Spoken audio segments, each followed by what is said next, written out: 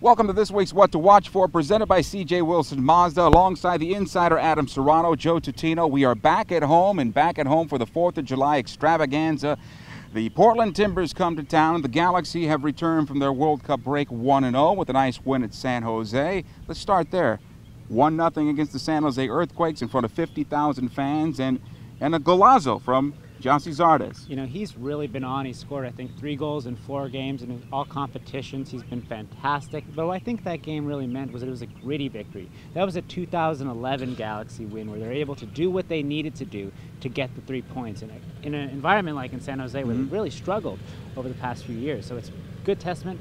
Good with launching pad, possibly. At least for right now, it's points over quality for the Galaxy. Exactly. You know, this has been a very inconsistent season so far for this team, and I think that, frankly, they're probably a little bit disappointed where they are right now. You've heard Robbie Keane say, maybe this team isn't as good as they thought they were, and I think that's pretty true.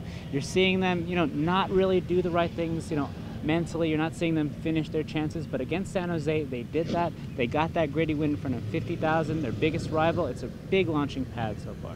Are you of the opinion that some of the new players have found Major League Soccer more difficult than they thought? I mean, that's what you always see. You always see that with this team. You always see that with this league. You know, guys like Stefan Ishizaki have to kind of find their feet like Marcelo Sarvas did, like Juninho did. It's just part of the game, but you're starting to see the little things. You're starting to see them make those passes. You're starting to see them make those runs, connect with guys like Landon Donovan and Robbie Keane, and that's a good sign if you're Bruce Arena.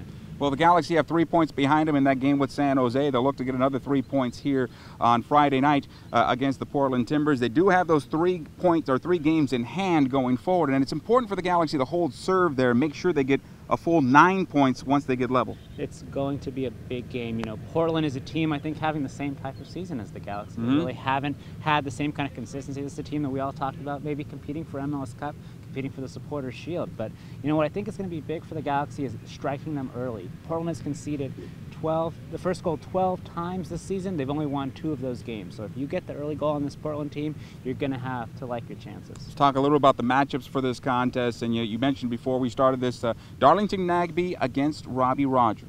You know, Robbie Rogers has really come into his own. He gets a lot of flack from people, but I think that he's really starting to find himself in that left back spot. But he's going to face a real test of a speedy player like Darlington Nagbe, who's going to look to kind of get behind him. But Robbie Rogers has that speed. He can deal with that. It's a really big defensive test. What about the advantages for the Galaxy? You know, I like the chance of the guy we mentioned, Stefan Ishizaki, going at El Sueño, Jorge Villafana there on that right side of Portland's defense. I think he's a chance to get some space. You know, Villafana can be a little bit absent-minded at times. If he can find the right run, maybe he can get into guys like Landon Donovan, Robbie Keane, score some goals. Robbie Keane, of course, feeding into Gyasi Zardes again, or maybe the other way around, and Robbie getting back on the scoreboard. You know what? I'd like to see Robbie Keane get back on the scoreboard. You can tell that in some of the games he's been a little bit frustrated with not being able to find that goal against Carolina, against San Jose. But you know what? I'm really liking the play of Gyasi Zardes. He's really coming into his own. He's seeing the game a little bit slower now. And last season he was so frantic with the way he was playing, but now he's kind of seeing it slower.